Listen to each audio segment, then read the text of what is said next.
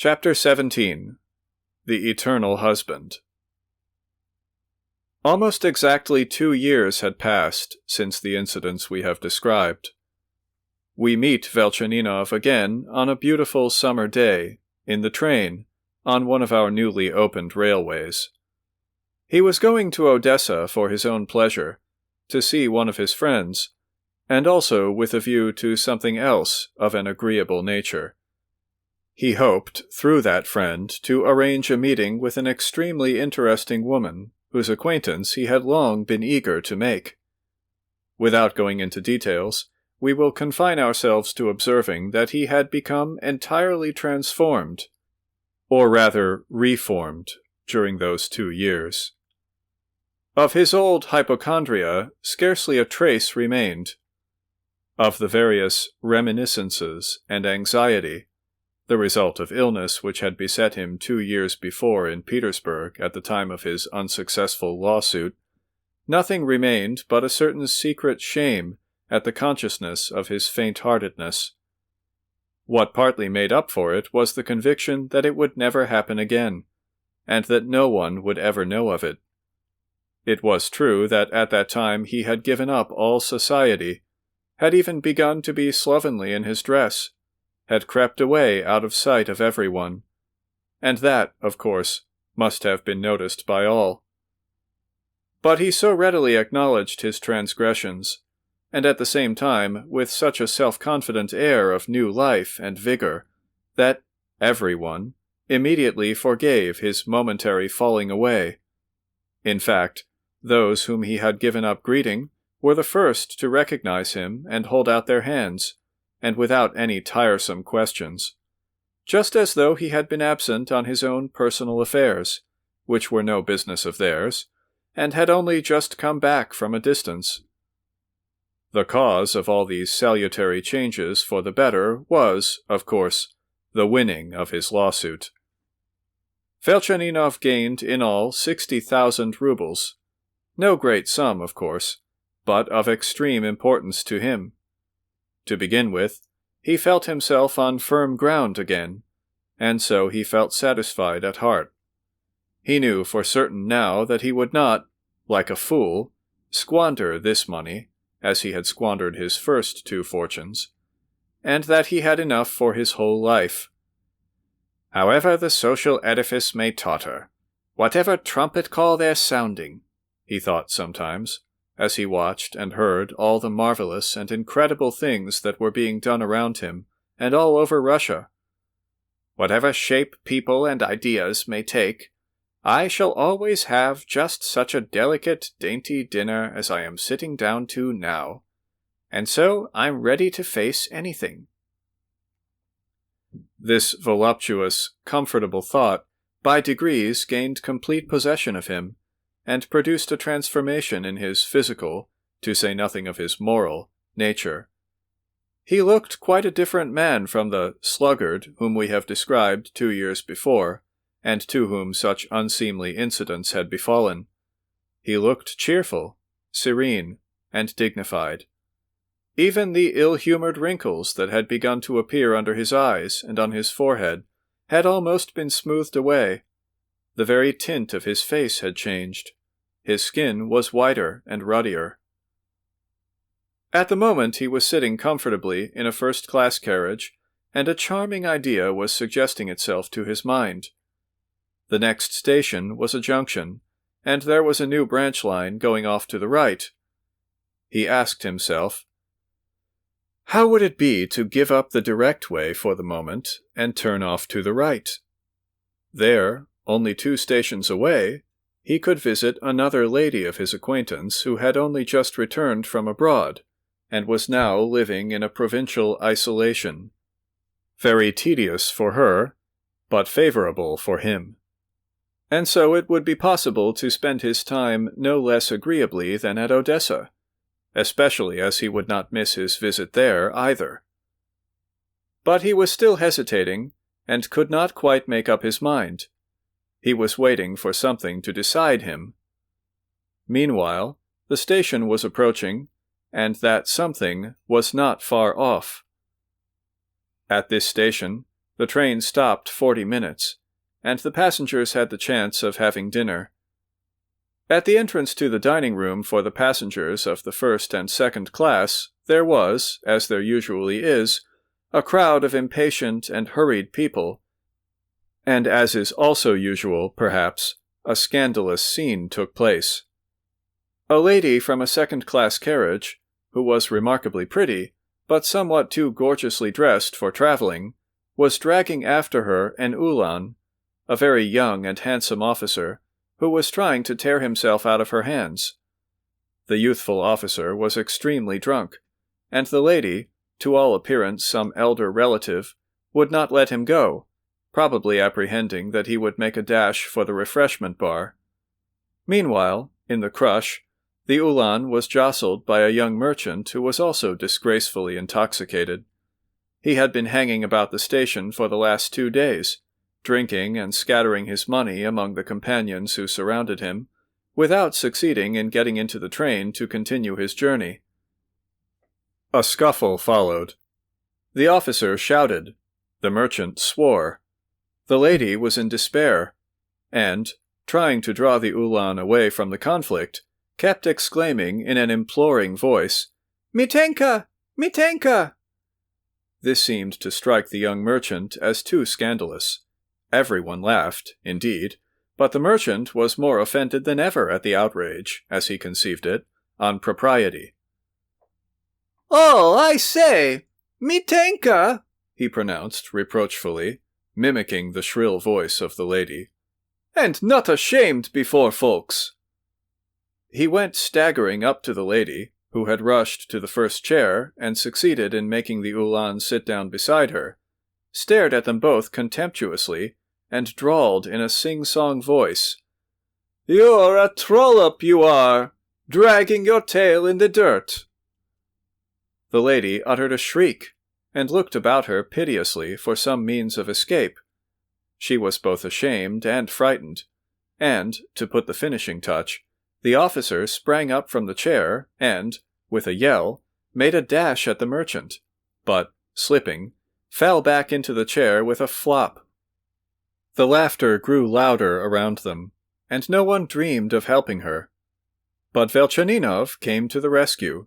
He seized the merchant by the collar and, turning him round, thrust him 5 paces away from the frightened lady. And with that, the scene ended. The merchant was overwhelmed by the shock, and by Velchaninov's impressive figure. His companions led him away. The dignified countenance of the elegantly dressed gentleman produced a strong effect on the jeering crowd. The laughter subsided. The lady flushed and, almost in tears, was overflowing with expressions of gratitude. The Ulan mumbled, "Thanks, thanks," and made as though to hold out his hand to Velchaninov, but instead of doing so, suddenly took it into his head to recline at full length with his feet on the chairs. "Mitenka!" the lady moaned reproachfully, clasping her hands in horror. Velchaninov was pleased with the adventure, and with the whole situation. The lady attracted him. She was evidently a wealthy provincial, gorgeously but tastelessly dressed, and with rather ridiculous manners. In fact, she combined all the characteristics that guarantee success to a Petersburg gallant with designs on the fair sex. A conversation sprang up.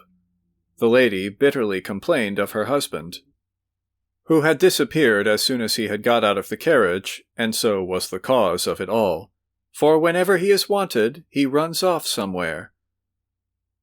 "Naturally," the Ulan muttered. "Ah, Mitenka!" She clasped her hands again. "Well, the husband will catch it," thought Velchaninov. "What is his name?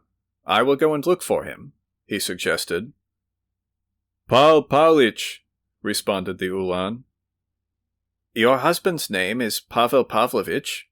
Velchaninov asked, with curiosity, and, suddenly, a familiar bald head was thrust between him and the lady.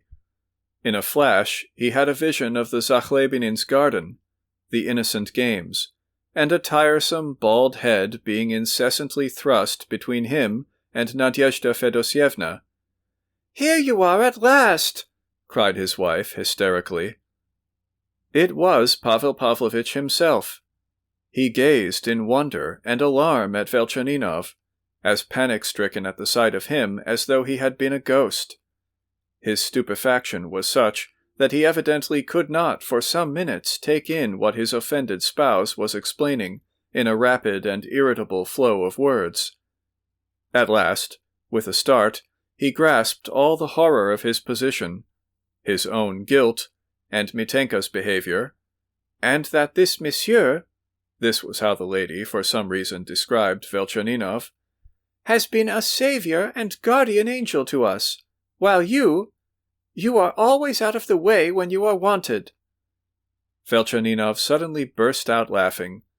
"Why, we are friends! We've been friends since childhood!" he exclaimed to the astonished lady.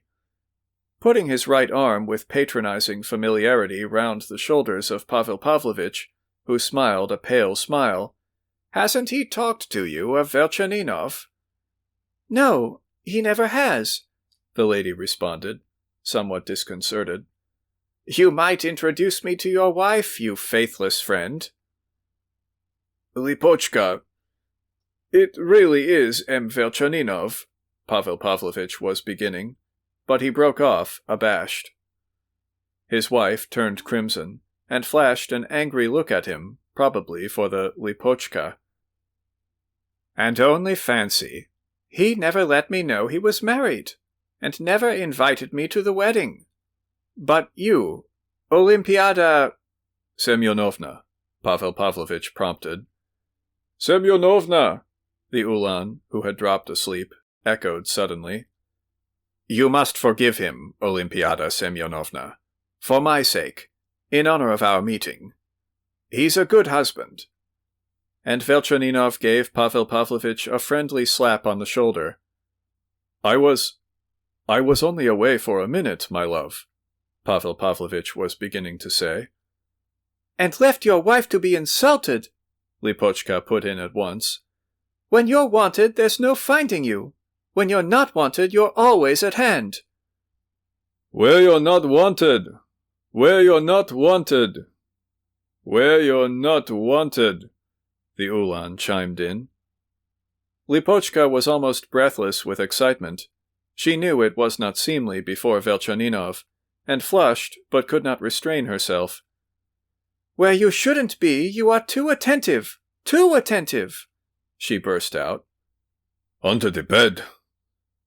He looks for a lover under the bed, where he shouldn't, muttered Mitenka, suddenly growing extremely excited. But there was no doing anything with Mitenka by now. It all ended pleasantly, however, and they got upon quite friendly terms. Pavel Pavlovitch was sent to fetch coffee and soup.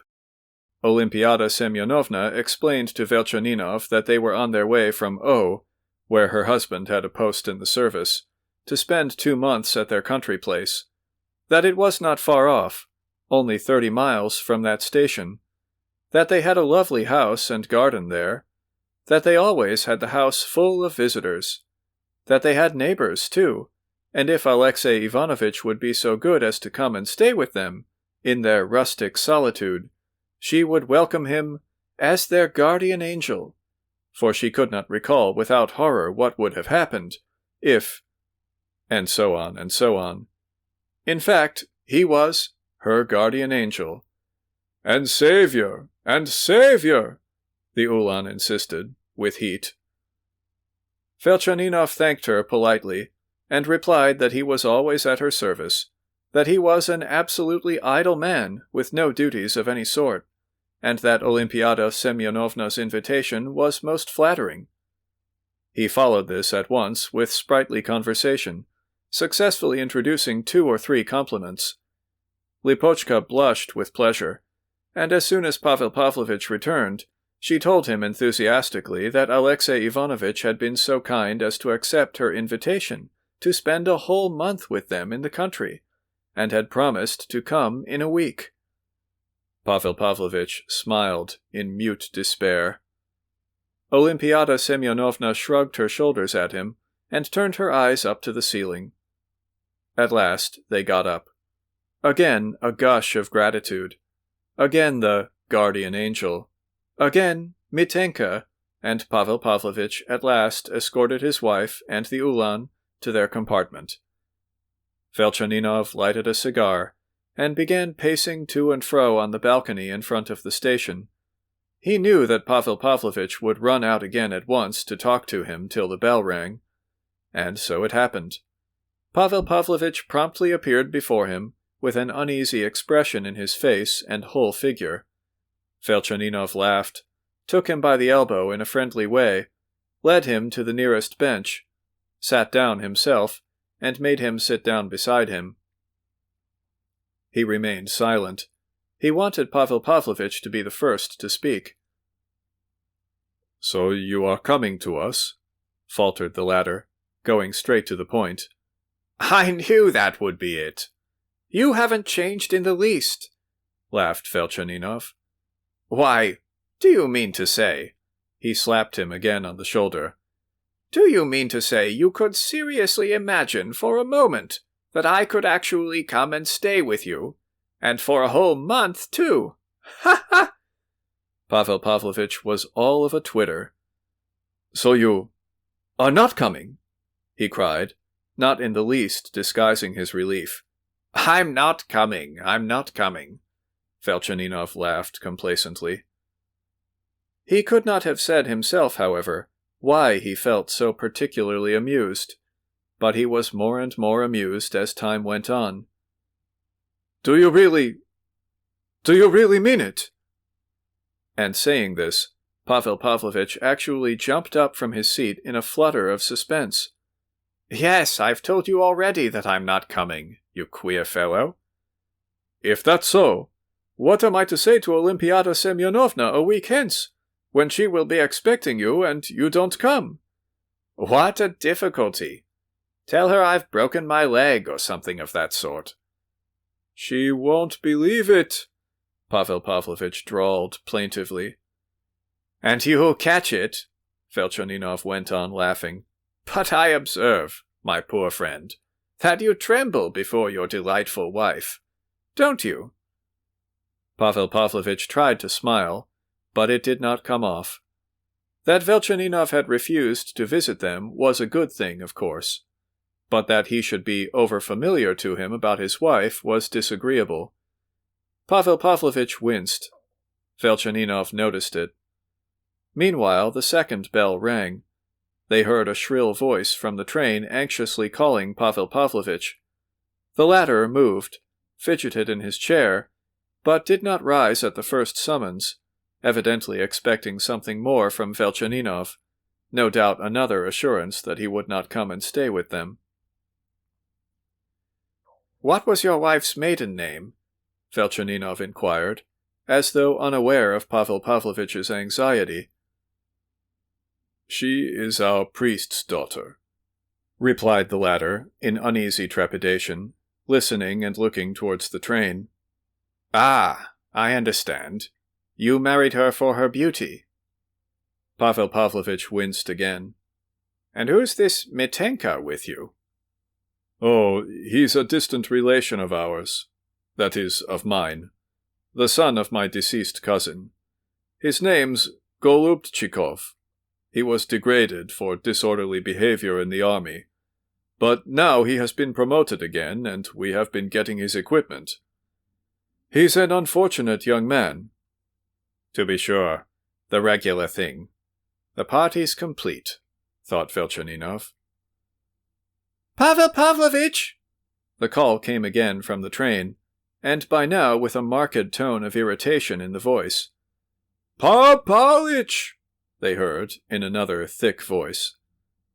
Pavel Pavlovich fidgeted and moved restlessly again, but Velchaninov took him by the elbow and detained him. "How would you like me to go this minute and tell your wife how you tried to cut my throat?" What? Pavel Pavlovich was terribly alarmed. "God forbid!" Pavel Pavlovitch! Pavel Pavlovitch! Voices were heard calling again. Well, be off now, said Velchaninov, letting him go at last, and still laughing genially. So you won't come? Pavel Pavlovitch whispered for the last time, almost in despair, and even put his hands before him with the palms together in his old style. Why, I swear I won't come. Run! There'll be trouble, you know. And with a flourish he held out his hand to him, and was startled at the result. Pavel Pavlovitch did not take his hand. He even drew his own hand back. The third bell rang. In one instant, something strange happened to both of them. Both seemed transformed. Something, as it were, quivered and burst out in Velchaninov, who had been laughing only just before. He clutched Pavel Pavlovitch by the shoulder and held him in a tight and furious grip. If I hold out this hand to you, showing the palm of his left hand, where a big scar from the cut was still distinct. You certainly might take it, he whispered, with pale and trembling lips. Pavel Pavlovitch too turned pale, and his lips trembled too.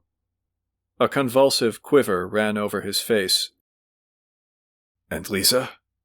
He murmured in a rapid whisper, and suddenly his lips, his cheeks, and his chin began to twitch, and tears gushed from his eyes. Velchaninov stood before him, stupefied. Pavel Pavlovitch! Pavel Pavlovitch! They heard a scream from the train, as though someone were being murdered, and suddenly the whistle sounded. Pavel Pavlovitch roused himself, flung up his hands, and ran full speed to the train. The train was already in motion, but he managed to hang on somehow, and went flying to his compartment. Velchaninov remained at the station, and only in the evening set off on his original route in another train. He did not turn off to the right to see his fair friend. He felt too much out of humor. And how he regretted it afterwards. The end.